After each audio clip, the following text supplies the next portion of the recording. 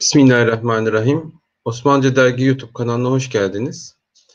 Öncelikle gelecek Kurban Bayramınızı tebrik ederim. İnşallah alem İslam hakkında hayırlara vesile olmasını Cenab-ı Hak'tan niyaz ederim. Bu haftada her hafta olduğu gibi iki belge okuyacağız.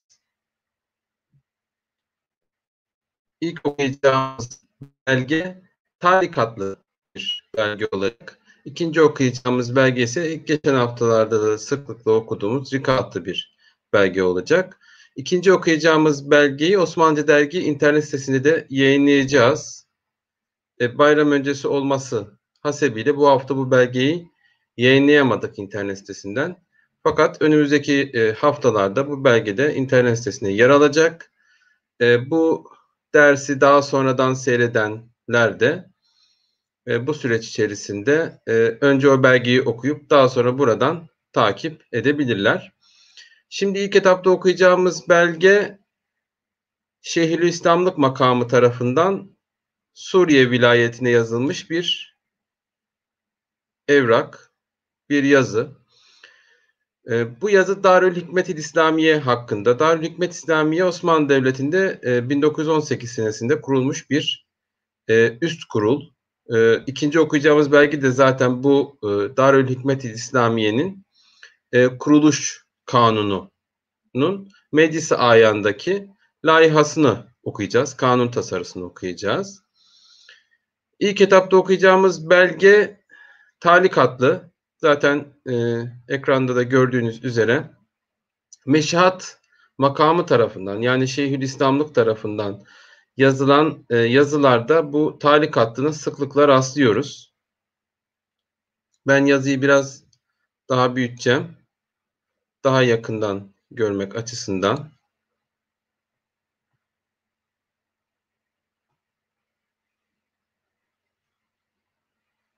Şimdi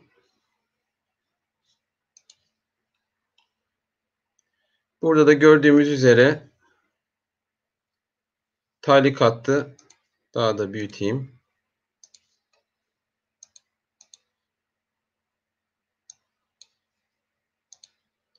Talik hattının burada da gördüğümüz üzere bir kendi klasik standart şekli var. Talik sözlükte asılmak, askıya alınmak anlamına gelmekte. İran'da ortaya çıkmış bir hat çeşidi. Tevki ve rika yazılarından, hat çeşitlerinden geliştirilmiş bir yazı çeşidi. Genelde talik hattının harflerinin geniş kavisli ve asılmış gibi bir görüntüsü var. Bu sebeple zaten talik ismi verilmiş. Talik Osmanlılarda Fatih Sultan Mehmet devrinde İranlı sanatkarların Osmanlı sarayına getirilmelerinden itibaren görülmeye başlanmış. En mükemmel şeklini de 19. yüzyılda almış talik hattı ve en güzel şekilde de Yesarizade Mustafa İzzet Efendi'nin elinde talik hattının yazıldığını görüyoruz. Talik yazısının bütün harfleri yuvarlağımsı olup düz harf yoktur. Kalınlığı sülüs kalemi kadardır. Talikle ilgili böyle bir genel bilgi verdikten sonra burada daha yakın zaten görebiliyoruz belgede de. Belgeyi buradan okumaya başlayabiliriz.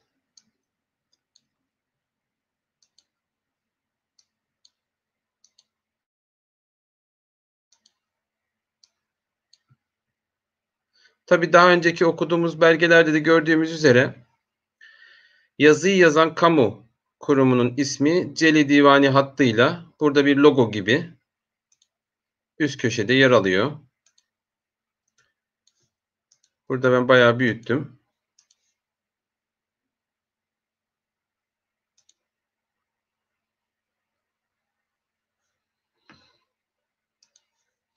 Şimdi burada Bab-ı Fetva. B, elif. Burada B harfi. F, T, Vav, Y. Bab-ı Fetva. Bab-ı Fetva aynı Bab-ı Ali gibi. Nasıl Bab-ı Ali Osmanlı Devleti'nin bakanlıklarının bulunduğu, başta sadaret olmak üzere bakanlar kurulunun bulunduğu, bakanların bulunduğu kısma deniyorsa, o kamu kurumuna deniyorsa, Şeyhülislamlık makamının bulunduğu, günümüzde İstanbul Müftülüğü olarak da kullanılan ve tabii arka tarafında İstanbul Üniversitesi var. Bulunduğu alan Osmanlı döneminde daha önceden Yeniçeri ağalarının bulunduğu yerdi. Fakat daha sonra Yeniçeri Ocağı kaldırıldıktan sonra Şeyhülislamlık makamına verilmiş bir yer. Bab-ı Fetva dediğimiz yer burası. Bugün İstanbul Müftülüğü tarafından da kullanılıyor. Orası fetva verilen, Şeyhülislam'ın bulunduğu ve o Şeyhülislamlıkla ilgili kamu kurumlarının bulunduğu yerdi. Buraya geldik. Burada Daire-i Meşihat-ı İslamiye. Burada dal harfi var. Elif, hemze, ra, he, tekrar hemze, daire-i, mim, burada şın var. Y, ha, ha harfi.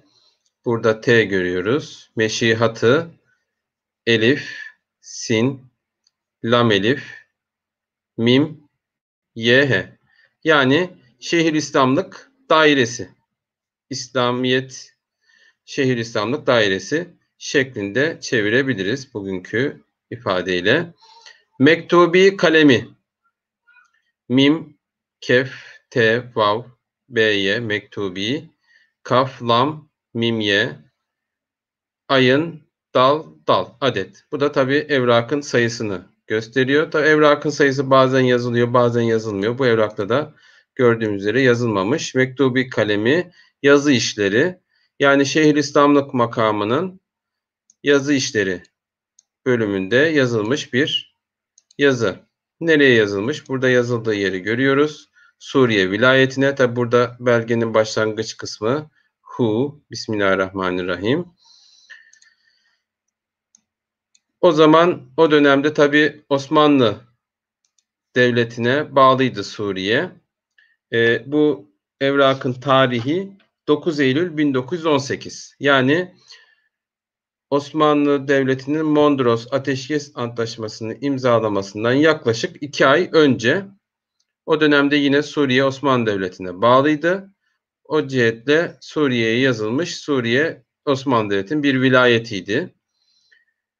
Sin, Vav, Ra, Ye, He, Suriye, Vav, Lam Elif, T, Ye, Nun, He vilayetine. Tabi şuraya bakıyoruz. Savaş yılları olduğu için şöyle bir ifade görüyoruz. Dahiliye şifresiyle.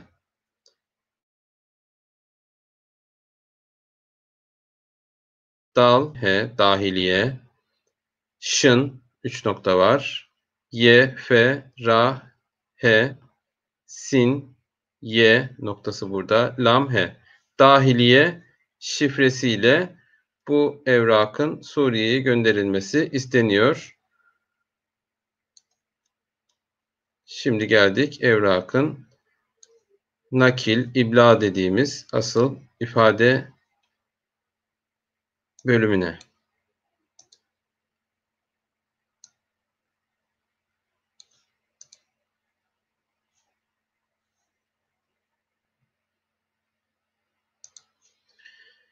Darül Hikmetil İslamiye. Şimdi Darül Hikmetil İslamiye'den bahsedersek, Darül Hikmetil İslamiye Osmanlı döneminde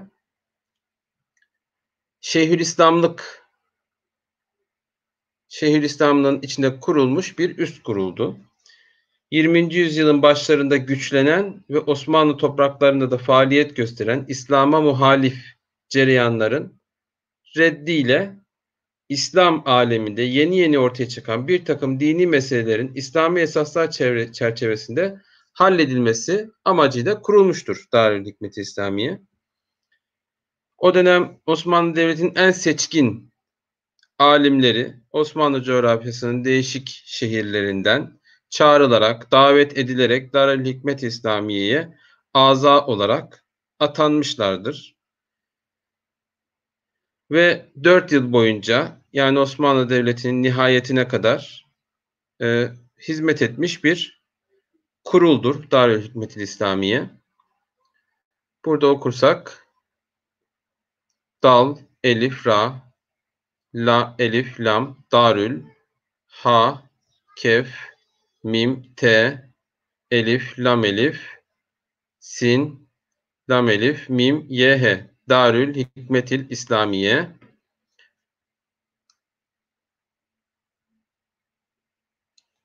Azalığına tayin olunduğunun elif, ayın, dat, elif, lam, gayın, nun, he azalığına yani Darülhikmet-i İslamiye üyeliğine t, ayın, ye, nun, tayin, elif, vav, lam, nun, dal, ye, gayın, nun, kafi nuni olunduğunun.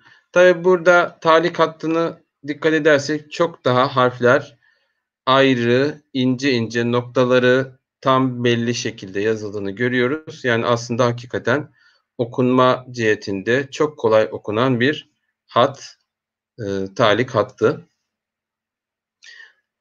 Yani Darülhikmet İslamiye üyeliğine atandığının,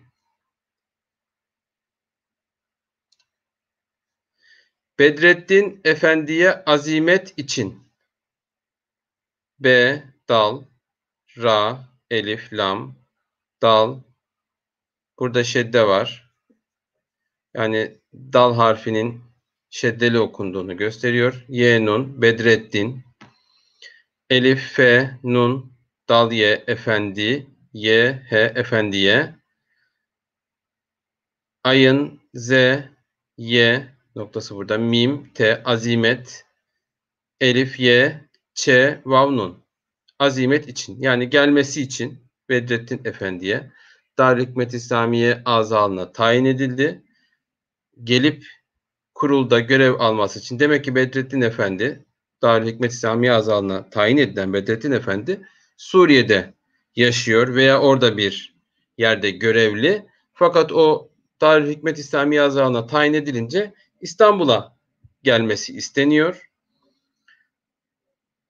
Tebliğ tarafı alilerine evvelce T, B, lam, ye, gayın ye, tebliğ, t, ra, fe tarafı, ayın, elif, lam, ye, lam, ra, ye, nun, he alilerine, elif, vav, lam, c, he evvelce yani daha önce Suriye valiliğine tebliğ edilmişti diyor bu durum.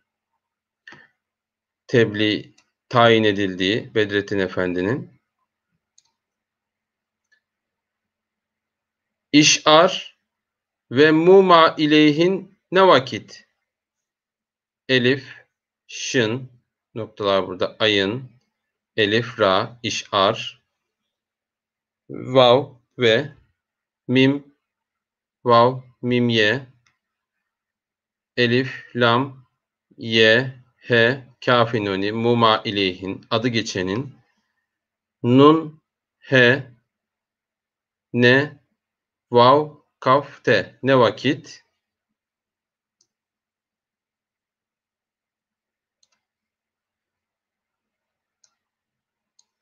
Geleceği de muahharan istifsar. Kef, lam, he, cim, kafi, gayi, kef, ye, geleceği, dal, he, geleceği de, mim, vav, hemze, hı, ra, elif, tenvin, muahharan, daha sonra, elif, sin, te, fe, sin, elif, ra, istifsar yani sormak,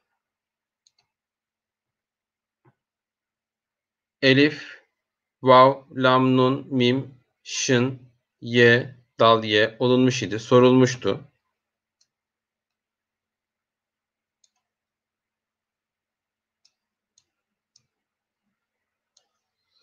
Kendisinin sinni ile ahvali sıhhiyesine kef, nun, dal, vav, sin, nun, kâfi, nuni, kendisinin.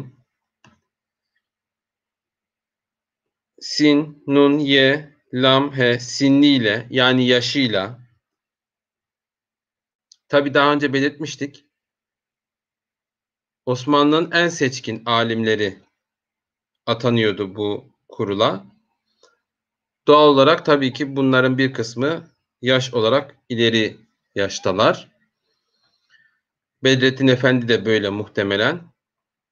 Elif, ha, vav, elif, lam, ahvali, sat, ha, ye, he, sin, nun, he, ahvali sıhhiyesine yani sağlık durumuna ve yaşına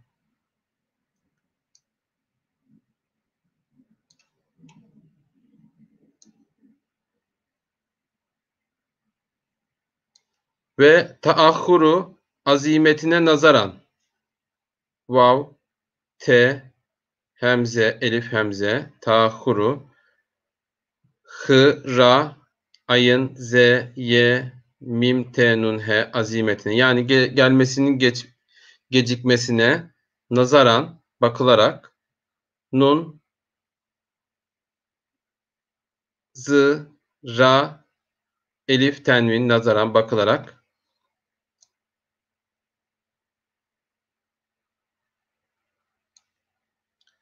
gelemeyeceği istidlal edilmekte.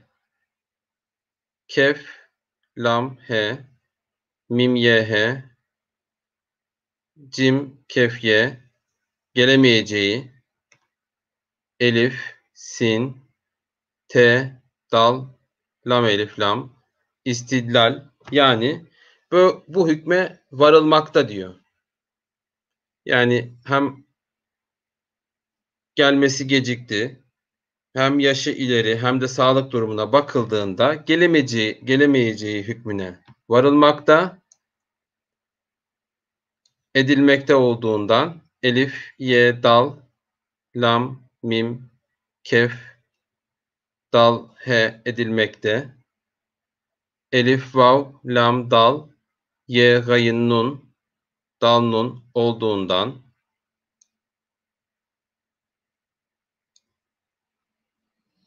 ve darı meskür azasının vav, dal, elif, ra, darı, mim, z, kef, vav, ra, meskür, darı meskür yani adı geçen kurulun, Darül Hikmet İslamiye'nin elif, ayın, dat, elif, sin, nun, kâfi, nuni, darı meskür azasının üyesinin tamamen mevcudiyeti müstelzim.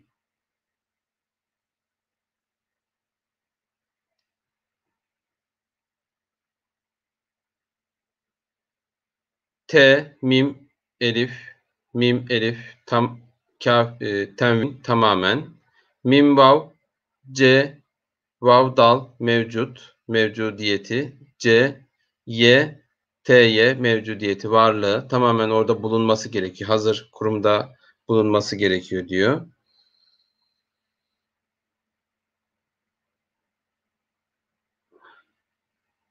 Mültezim, mim, lam, t, z, mim, mültezim. Orada bulunmasının gerekliliği. Olmasına göre şayet mazur ise elif, vav, lam, mim, sin, nun, he olmasına kef, vav, ra, he göre şın, elif, ye, dal, şayet mim, ayın, z, vav, ra, mazur elif, ye, sin, he mazur ise yani eğer bir mazereti var ise bu durumlarından dolayı ye, ra, ye, nun, he yerine dal, ye, kef, ra, ye diğeri t, ayın, ye, nun, tayin, elif, ye, dal, lam, mim, kef edilmek. Yani onun yerine başka bir üye tayin edeceğiz diyor. Zaruri bulunduğundan dat, ra, vav, ra, ye. Tabi burada talik hattının harflerinin şekillerini de az çok fark ediyoruz. Harflerin nasıl asılı gibi durduklarını, nasıl uzatıldıklarını, nasıl şekiller aldıklarını, talik hattının da klasik özelliklerini harfleri inceledikçe fark ediyoruz. Zaruri, B, vav, lam, nun, dal, ye, gayın, nun, dal, nun, bulunduğundan, zaruri bulunduğundan, yerine birinin tayin edilmesi. Sureti münasebede kendisinden, sat, vav, ra, te, sureti, mim, nun, elif, sin, b, h, dal, he, sureti münasebede, kef, nun, dal, vav, sin, sinleri görüyoruz. Bakın nasıl uzun yapıldıklarını. Sin, nun, dal, nun kendisinden.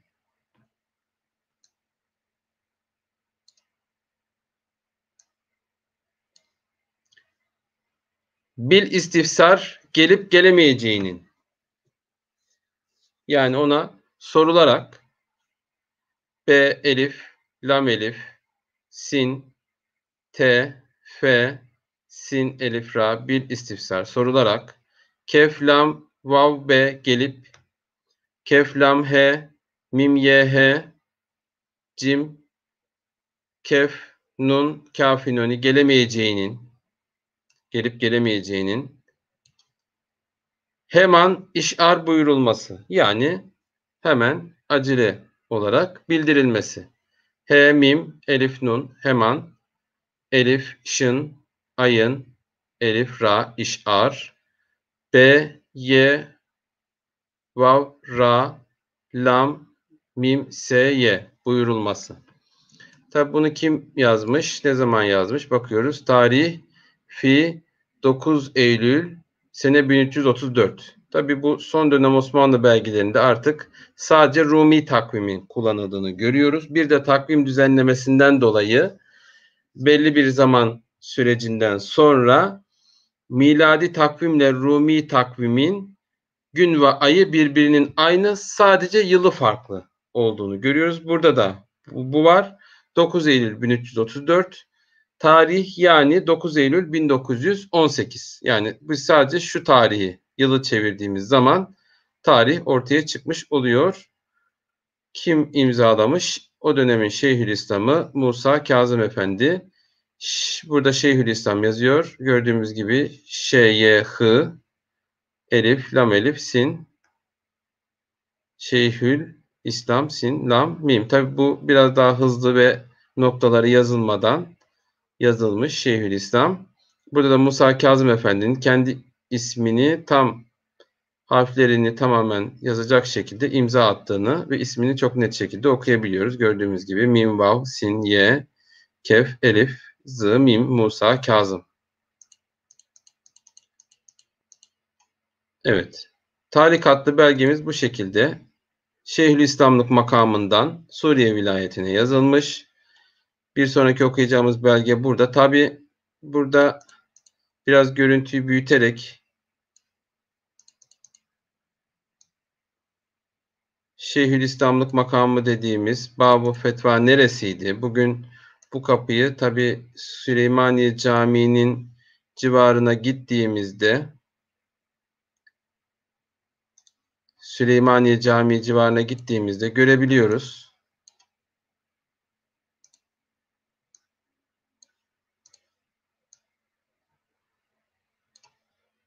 İstanbul Üniversitesi ile yan yana bulunan bir yer.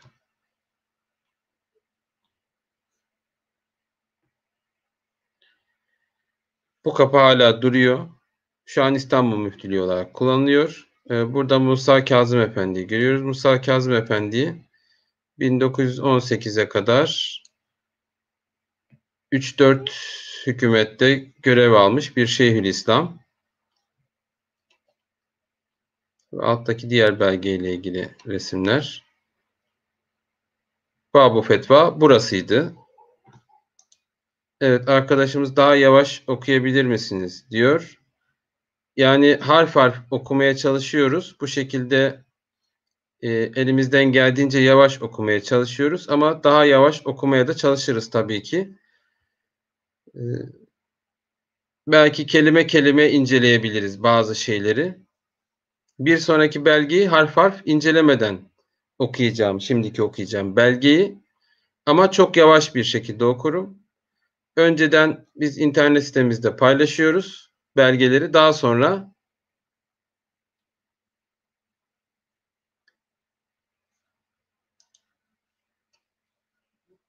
arkadaşlarımız o belgeyi okuduktan sonra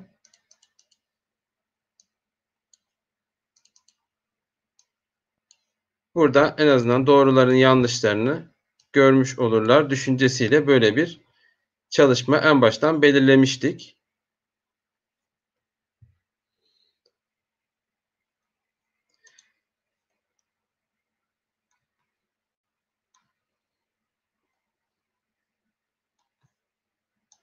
Tabii daha sonradan videoyu durdurarak da e, mesela daha ileriki günlerde bu canlı yayın bittikten sonra videoyu durdurarak da e, okunan kelimeleri tek tek inceleyerek benim harfleri tek tek belirtmemin üzerine belgeleri okuyabiliriz, kelimeleri takip edebiliriz. Çünkü canlı yayında çok daha e, yavaş okuduğumuzda çok uzun bir süre alıyor ve tabii ki bizi dinleyen veya seyreden herkesi düşünerek belli bir ortalama tespit etmemiz gerekiyor. Şimdi Meclis-i Ayan kanun layihasını okuyacağım. Bu şu an okuyacağım belge Darülhikmet-i İslamiye'nin kuruluş kanunu. Tabii Meclis-i Ayan nedir? Önce ondan bahsetmek lazım. Şöyle söyleyeyim. Meclis-i Ayan, Heyeti Ayan olarak da adlandırılıyordu. Sultan II. Abdülhamid'in 23 Aralık 1876 tarihli iradesiyle biliyorsunuz ki Kanuni Esası yürürlüğe girmişti. Burada Kanuni Esası iki meclisi bir yapı öngörüyordu. Birisi Meclis-i Umumi dediğimiz Osmanlı Meclisi Mebusanı, diğeri de Meclis-i Ayan dediğimiz padişahın tayin ettiği üyelerden meydana gelen bir ikinci meclis. Yani Meclis-i Mebusan'da görüşülüp kabul edilen kanun bir de Meclis-i Ayan'da görüşülüyordu. Ondan sonra da padişahın onayına gönderiliyordu. Meclis-i Mebusan halk tarafından seçiliyordu. Meclis-i Ayan padişah tarafından ülkenin önde gelen devlet adamları arasından seçilen bir meclisti. Meclis-i Ayan'ın görevleri nelerdir? Bunlardan bahsedersek, başlıca görevi Meclis-i Mebusan'ın verdiği kanun ve bütçe tasarılarını dini değerler, padişahın hukuku, hürriyetler, kanuni esasi hükümleri, devletin bütünlüğü, vatanın muhafazası ve savunması ve genel ahlak açılarından incelemekti. Asıl görevi buydu. Yani bunlara ters bir şey var mı Meclis-i Mebusan'da kabul edilen kanun? Bu esaslara aykırı bir unsur tespit ederse tasarıyı tamamen reddedebilir veya düzeltilmek üzere Meclis-i Mebusan'a geri gönderebilirdi. Yani bizde de bir dönem mevcut olan senato tarzı bir görev ifa ediyor veyahut da başka ülkelerde de bu tarz iki meclisli e, ülkeler görebiliyoruz. Diğer görevleri ise kabul ettiği tasarıları onayladıktan sonra kanuni prosedürünün tamamlanıp yayımlanması ve uygulanması için sadarete gönderilmesi bir diğer görev bu. Ayrıca kanuni esasiyi tefsir etmek yani yorumlamak, açıklamak hani bazı şimdiki kanunlardaki olduğu gibi ve takdim edilen arzu halleri inceledikten sonra yani dilekçeleri inceledikten sonra önemli bulduklarının mütalasını da ekleyerek sadarete, sadrazamlığa göndermek tarzında görevleri de bulunmaktaydı.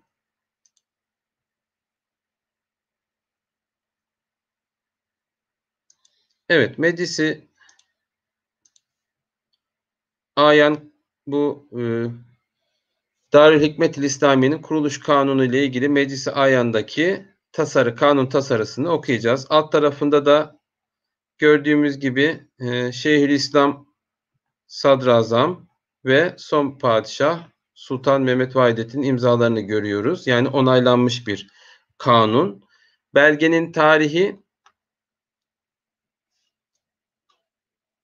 25 Şubat 1918 ama tabii alt tarafta bir de onaylanma tarihi var. Gördüğümüz gibi 5 Mart padişah tarafından en son onaylandığı tarih. Burada meclisi ayan yazıyor gördüğümüz üzere. Tabii bu hatlı kısımları biraz daha açık, yavaş okuyabiliriz. Mim, C, Lam, Sin, Meclis, Meclisi, Elif, Ayın, Y, Elif, Nun, Meclisi Ayan, Layihayı Kanuniye. Zaten burada harekeleri var. Görüyorsunuz. Numarası 350. Layihayı Kanuniye'nin Meclisi Ayan'da tarih kabulü. Kanun tasarısının Meclisi Ayan'da kabul tarihi 13 Cemaziyel Ula veya Cemaziyel Evvel 1336 ve 25 Şubat 1334. Yani burada Hicri ve Rumi takvimin bir arada yazıldığını görüyoruz. Fakat az önceki Meşihat belgesinde gördüğümüz üzere orada sadece Rumi takvim yazılmıştı. Burada ama gördüğümüz gibi miladi takvimde yazılmış. Belgenin hattına baktığımızda çok düzgün bir rikaatlı olduğunu görüyoruz. Hatta çizgiler çekilmiş, çizgilerin üstünde yazılmış, gayet düzgün ve okunaklı bir rikaattı. Ben yavaş bir şekilde okuyacağım. Videoyu daha sonradan tekrar seyredildiğinde durdura durdura da videoyu kelimeleri daha ayrıntılı inceleyerek daha sonra benim okuduğum şeklinde de tekrar okumaya çalışarak daha ayrıntılı ve yavaş okumak isteyenler için de böyle bir öneri getirebiliriz. Ben burada okuyacağım yavaş yavaş. Daha sonra durdura durdura bu görüntüleri ben çünkü bayağı büyütüyorum. Kelimeleri tek tek inceleyebiliriz. Bu şekilde daha faydalı olacağını düşünüyorum. Birinci madde.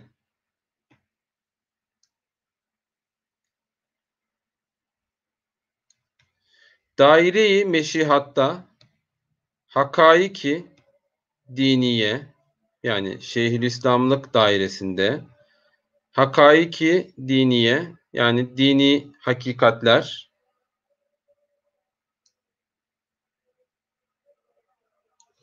ve maali İslamiyeyi neşr ve tamim ile yani İslam'ın yüceliğini yayınlamak, duyurmak için ile mükellef.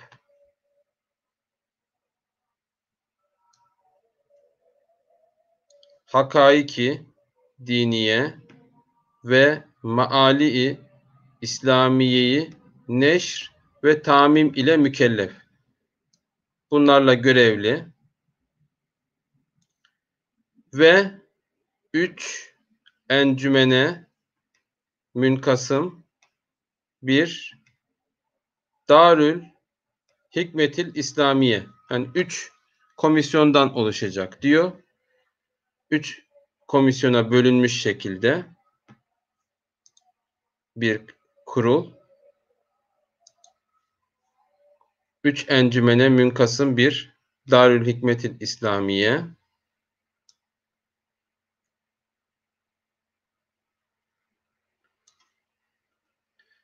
Tesis olunmuştur. Yani kurulmuştur, tesis olunmuştur.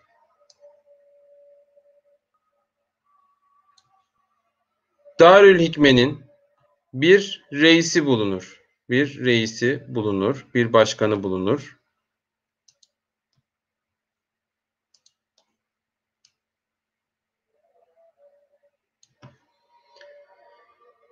azası, üyeleri bütçe ile kabul edilecek. Tahsisat üyeleri bütçede kabul edilecek. Tahsisat dairesinde bittedriç tezyit edilmek. Yani eğer üye sayısı artırılmak isteniyorsa tabii bütçedeki tahsisata göre yavaş yavaş, azar azar, hani bir anda üye sayısı arttırılmaz. Yavaş yavaş üye sayısı arttırılarak ve bütçe tahsisatına da dikkat edilerek tabii ki suretiyle 9'dan dun, 9'dan aşağı ve 21'den efzun olamaz. Yani 21'den yukarı olamaz. 9'dan da aşağı olamaz. En fazla 21 üyeye kadar çıkabilir diyor. 3 komisyon. Toplam üye sayısı.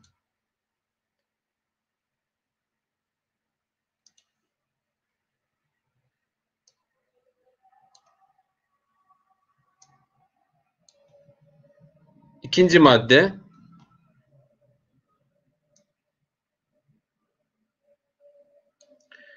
Meclis-i Meşayih bir reis ile 7 azadan mükerreptir.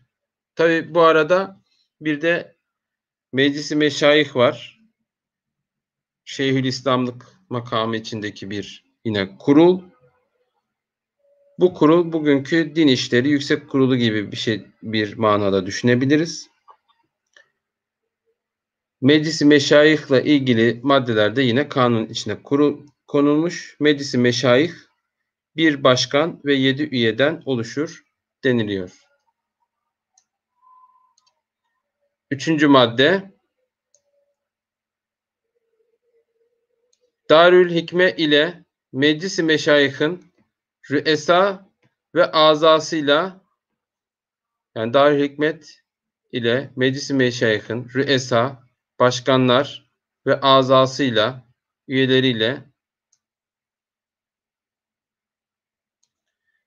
heyeti kalemiye ve hademesinin miktarı maaşatını mübeyyin, yani kalem yazı işleri ve hizmetçilerinin maaşlarının miktarını gösteren, mübeyyin, açıklayan, gösteren cetvel iş bu kanuna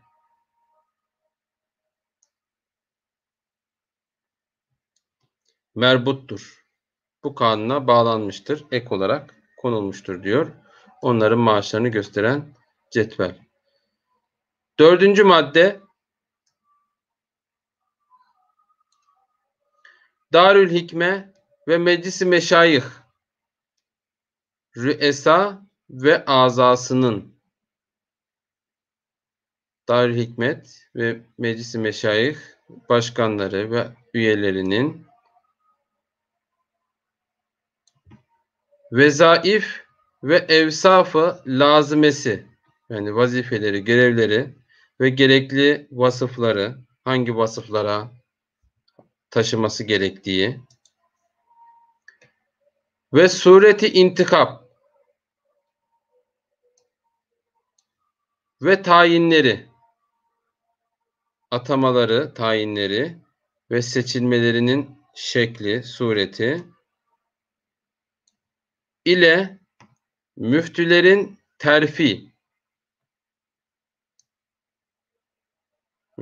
terfi ve zammı maaşa nailiyetleri nizamname ile tayin edilir. Tabi bu bir kanun. Bunun altında nasıl şimdi kanunlarda deniliyor ki İşte kanunda bazı kısımlar açıklanıyor. Daha sonra deniyor ki yönetmelikte şu kısımlar yönetmelikle belirtilir. Yönetmelikle tespit edilir. Burada da aynı şekilde müftülerin terfileri, yine aynı şekilde Darül Hikmet-i İslamiye azalarının, meclis-i meşayih üyelerinin nasıl seçilecekleri, hangi vasıflara sahip olacakları, müftülerin maaşları, bunların hepsi nizamname ile, yani kanunun bir altındaki hukuki metinlerle tespit edilir deniliyor. 5. madde, vilayat ve elviye merakiziyle, yani vilayetler, livaların merkezleriyle memaliki ecnebiyede müstahdem müftüler, yani eyaletlerde, şehirlerde, şehirlerin merkezlerinde ve yabancı memleketlerde görevli müftüler. Demek ki Osmanlı toprakları dışında da görevli müftüleri vardı. Oradaki Müslüman ahali için müftüler. 1. ve kaza merakizinde onlar 1. sınıf oluyorlar. Müftü, 1. sınıf müftü. Ve kaza merakizindekiler, yani ilçe merkezlerindekiler 2. sınıf olup, ilçe merkezlerindeki, şehir merkezlerindeki 1. ilçe merkezlerindeki 2. sınıf müftü, 2. sınıf olup bulundukları mevkilerin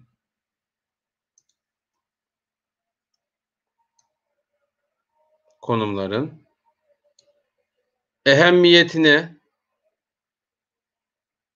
ve kendilerinin kıdemi hizmetine göre, bulundukları yerin ehemmiyetine, konumların ehemmiyetine ve hizmet kıdemlerine göre 1. sınıfın maaşı şehrisi, yani aylık maaşı, 1. sınıfa ayrılmış müftülerin aylık maaşı 1000 kuruştan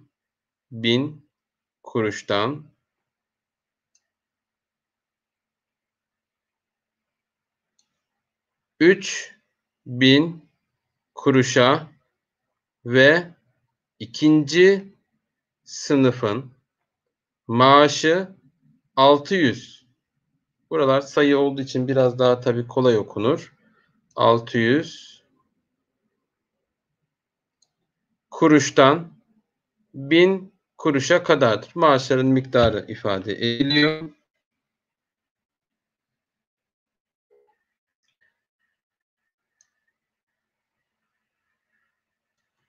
Maaşat-ı mevcudeye zamaim icrası ile mevcut maaşlara, zamaim yani ek ödeme, bugünkü ifadesiyle memurlara verilen ek ödemeyi kastedersek,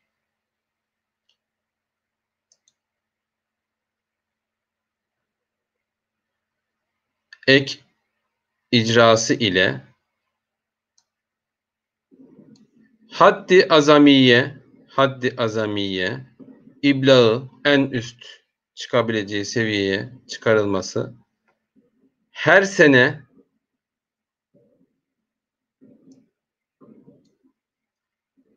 bütçede faslı mahsusuna, yani özel bölümüne, buna özel olarak ayrılmış bölümüne, faslı mahsusuna dikkat edilirse çok ince ve tane tane yazılmış bir rikka hattıyla yazılmış bir belge. Çok net harfler.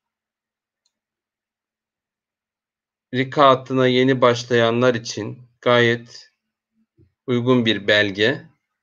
Video hiç çok yavaş okuyan kişiler de videoyu durdurarak, kelimeleri tek tek inceleyerek, daha sonra hangi harfler nerede, nasıl yazılmış, nasıl şekiller verilmiş, bunları inceleyerek belgelere daha fazla yoğunlaşarak kendilerini daha çok geliştirebilirler. Konulacak mebaliğin müsait olmasına vabestedir. Yani durumuna göre bütçenin durumuna bağlıdır diyor. Vabeste bağlı demek. Bağlıdır. 6. madde. İş bu kanunun hükmü 1334, daha önce de ifade ettik. Rumi 1334 1918'e geliyor. 1334 sene-i maliyesi, mali sene. Tabi Rumi takvim Osmanlı Devleti'nde mali işler için özellikle tespit ediliyordu. Güneş yılı esasına dayandığı için sene-i maliyesi Mart'ından itibaren mer'iyül icradır. Zaten 5 Mart'ta Sultan Mehmet Vahidettin tarafından onaylanmış. Sultan 6. Mehmet Vahidettin tarafından onaylandığı için Mart ayından itibaren yürürlüktedir diyor. 7. madde. İş bu kanunun icrasına Şeyhülislam memurdur. Şeyhülislam aynı şimdiki normal kanunların bitişi gibi bir son bitiş cümlesi var. Ve o zamanki kanun laihalarında şöyle bir standart cümle konuluyor. Bu da önemli bir bilgi kanun laihası okuyanlar için. Bu kısım standart. Laihanın sonuna bu şekilde konuluyor kanun laihasının sonuna ve bu kanunun kabul edildiğini gösteriyor bize. Ben şöyle büyüteyim biraz daha açıkça görülsün. Meclisi ayan ve mebusanca, yani önce meclisi mebusanda kabul edildi. Ardından meclisi ayana geldi, orada da kabul edildi. Ondan sonra padişahın onayına sunuldu. Meclisi ayan ve mebusanca kabul edilen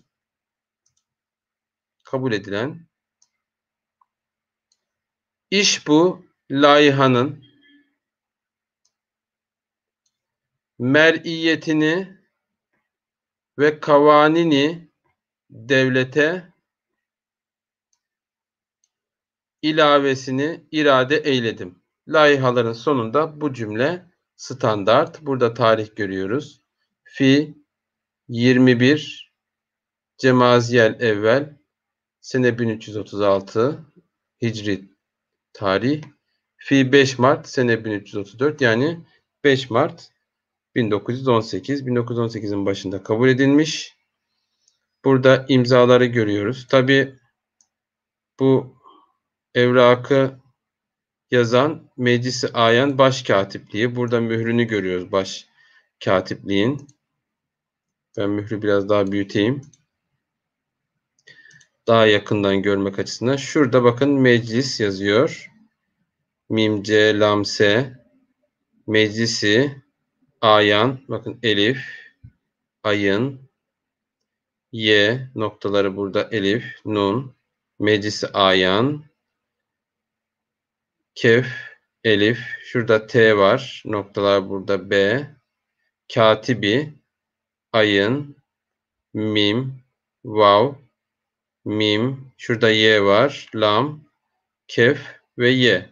Meclisi Ayan, Katibi Umumiliği. Burada zaten Katibi Umumi yazıyor.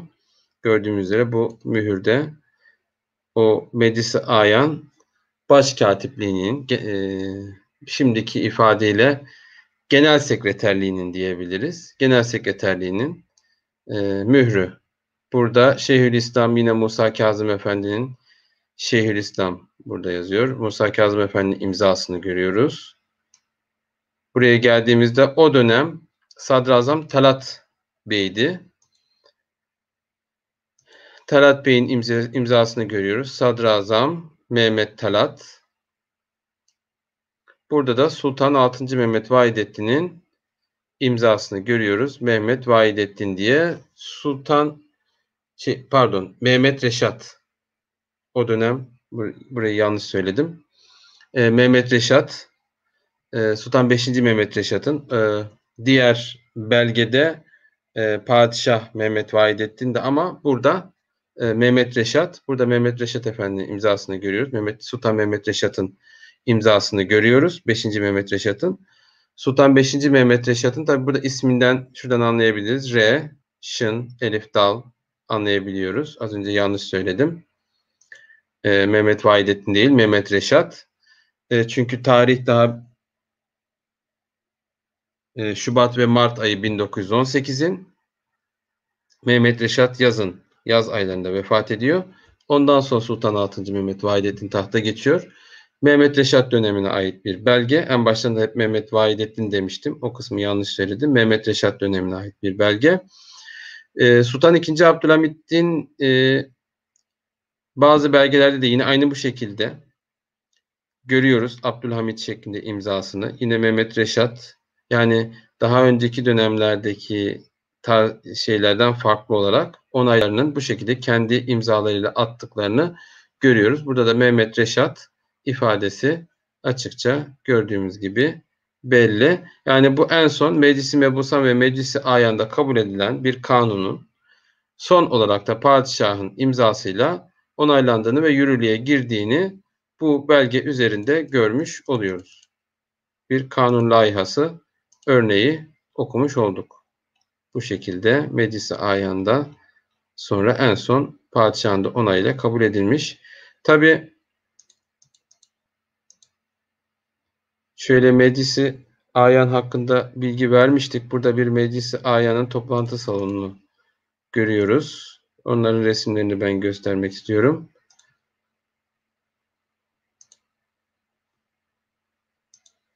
Burada Meclis-i Ayan'ın toplantı salonu gördüğümüz üzere. Tabii muhtelif Meclis-i Ayan, Meclis-i Mebusan binaları var. Burada da ilk Osmanlı Meclisi, yani 1876'da kurulan, 1. Meşrutiyetle kurulan Osmanlı Meclisi'ni görüyoruz. Onun temsili bir resmi. O dönemki ilk kurulan meclis. Ardından burada 2. Meşrutiyet döneminde Sultan II. Abdülhamid'in meşrutiyeti tekrardan ilan etmesiyle birlikte açılan 2. Osmanlı Meclisi Mebusanı'nın toplantısını görüyoruz. Tabi burada Sultan II. Abdülhamid bulunuyor.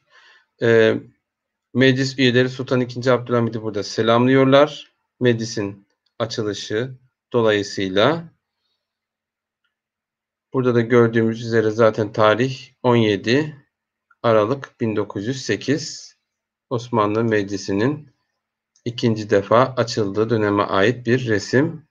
Burada da Sultanahmet Meydanı'nda bulunan fakat daha sonra yanan yine Meclis-i Mebusan binası olarak kullanılmış binayı görüyoruz. Burada yine en son Osmanlı Meclisi Mebusan olarak kullanılan binayı görebiliyoruz. Değişik binalarda. Bir dönem Çırağan Sarayı'nda da toplanmış. Fakat Çırağan Sarayı yanınca buradaki binaya geçmiş. Yine bu binada da Meclis-i Mebusan'ın toplandığını biliyoruz. Evet, bu haftalık dersimiz bu kadardı. Bu hafta Talik adlı bir belge okuduk. Şeyhülislamlık makamı tarafından yazılmış. Ardından yine o belgede ifadesi geçen Darülhikmetil İslamiye'nin kuruluş kanunu okuduk. Bir kanun layihası belgesi örneği olarak. Ve tabi bu arada Darülhikmet İslamiye, Meclis-i Ayan, Bab-ı Fetva gibi kurumlardan bahsettik. İnşallah haftaya yine yeni 2 belge, birisini yine dediğimiz gibi ayrıntılı bir şekilde harf harf okuyarak, diğerinde yine Osmanlıca Dergi internet sitesinde paylaşacağımız için biraz daha kelime kelime okuyarak ve onlarla, belgelerle ilgili bir belgeleri nasıl anlayabiliriz, nasıl çözümleyebiliriz? Yani sadece okumak değil, acaba belgeler bize ne anlatıyor? Bu belgeler bize ne ifade ediyor? Buradaki kurumlar, buradaki terimler, tabii bunları da anlatmaya çalışıyoruz ki çünkü belgeyi sadece okumak yetmiyor. Aynı zamanda o belgeleri bize ne anlattığını, biz bu belgelerden nasıl bir şeyler çıkarabiliriz, nasıl bu belgeleri içinde bize anlatmak istedikleri tarihi hakikatleri ortaya çıkarabiliriz. Tabii bunlar bizim için önemli. Bunlar üzerine durmaya çalışıyoruz. İnşallah haftaya da bu şekilde bir çalışmamıza devam edeceğiz. Şimdiden tekrardan Kurban Bayramınızı tebrik ederim. Hayırlı akşamlar. İnşallah faydalı bir ders olmuştur. Selamlar.